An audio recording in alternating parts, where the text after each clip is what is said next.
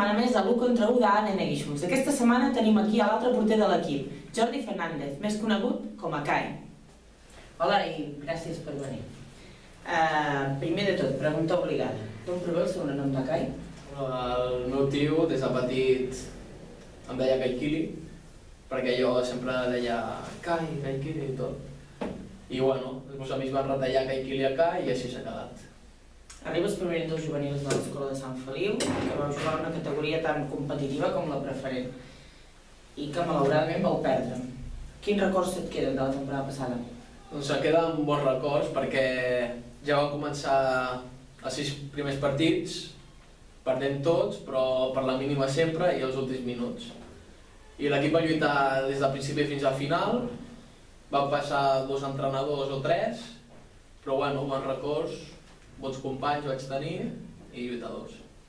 Creus que el fet d'haver jugat a un nivell tan exigent com la preferent us ha ajudat a no notar el canvi a segona catalana?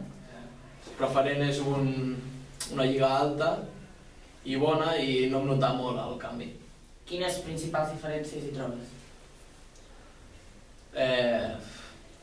Doncs els jugadors són més senyors, són més putilles, saps? Són més putilles, ja que porten més anys jugant i saben més. Aquest any fins a 3 jugadors heu sortit de l'escola de Sant Feliu i heu arribat al primer equip del Guíxols. Creus que aquesta ha de ser la dinàmica, de que els juvenils puguin venir a tenir l'oportunitat aquí? Jo crec que sí, perquè sortir de juvenils i ja anar a un segona catalana o a un primera, doncs és una alegria pel propi jugador i començar ja a sortir de juvenils a la segona catalana doncs és molt bo. A l'inici de temporada, en Manel Palma la temporada anava rotant els porters. Quan va arribar Ivan Quintana, ha donat la confiança a Yacine. Des del teu punt de vista, creus que això és bo o que és bo que els porters estiguin preparats per a jugar? Bueno, Manel Palma anava canviant a pretemporada més i bueno, vaig tenir la sort, bueno, sort no, perquè es va lesionar Yacine, però vaig jugar els 3 primers partits perquè es va lesionar i bueno, això de que jugui sempre un està bé i més si en Yacine a la temporada que està fent no el pots canviar, ja que ens està donant punts i bueno, ja arribarà la meva oportunitat i jo estic ja entrenant al 100% per quan tingui l'ocasió doncs ajudar l'equip. Tal com ens comentava en Yacine la setmana passada, l'any passat se li va fer molt dur estar darrere de Dani Castilla.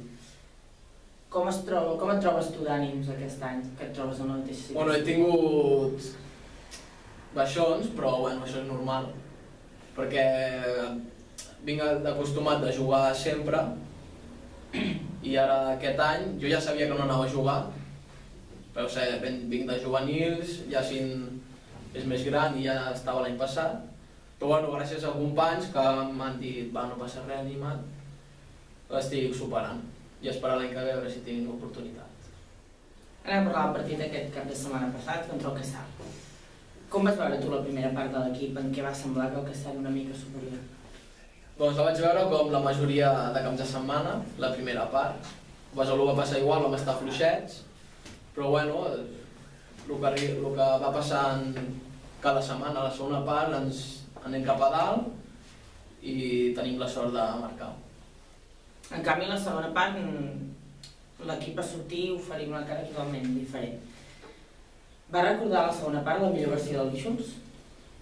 Sí, vam ser superiors, vam tenir molt la pilota i es va veure un Guíxols competidor i que volem pujar. Què et va semblar el Caçar, una de les sorpreses de la categoria? Bueno, ja és un equip ja format, amb bons jugadors i joves i van donar la cara. Es va veure un equip bo i ja es veu la classificació que està mitjana ben bé. Ni la Beseny ni el Camprodon van perdre cap punt com a locals, igual que el Guíxols. Tens la sensació que el que acabarà decidint aquesta lliga serà el que perdi menys punts a fora? Sí.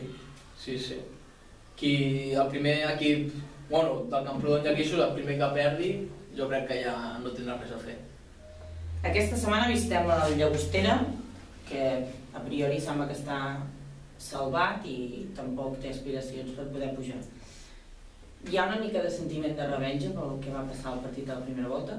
Doncs la veritat és que sí, perquè ja no es juga res, però igualment segueix sent un equip rival i anirem a donar-ho tot per el que va passar aquí a casa, doncs demostrar que som millors i per els 3 punts. Com recordes aquell partit? Doncs mals records. Vam sortir tot l'equip cabrejat, però amb bones sensacions, ja que vam donar la cara fins al final i va ser un dels millors partits. Què creus que va fer malament aquell dia el Guixos? Jo crec que falla davant la porteria, les que vam tenir, i res més, perquè ja es va veure que van tenir ocasions, l'àrbit va fer de les seves, com passava moltes vegades, però bueno. Ja saps que estàs aquí sentat perquè Jacint et va escollir i, bueno, què es porta un Jacint? Què significa? Bon, Jacint, ja que és més veterano, doncs m'està aportant coses noves. Estic aprenent coses d'ell, que m'aporta i, bueno, és un mestre per mi. I ara toca tu escollir el pròxim que se centrarà aquí en vosaltres. Doncs escolliré el segon Pichichi o el primer, que és el Manu, i ja que és de casa, doncs aportarà coses noves. Doncs moltes gràcies per venir, Manu, la setmana que ve.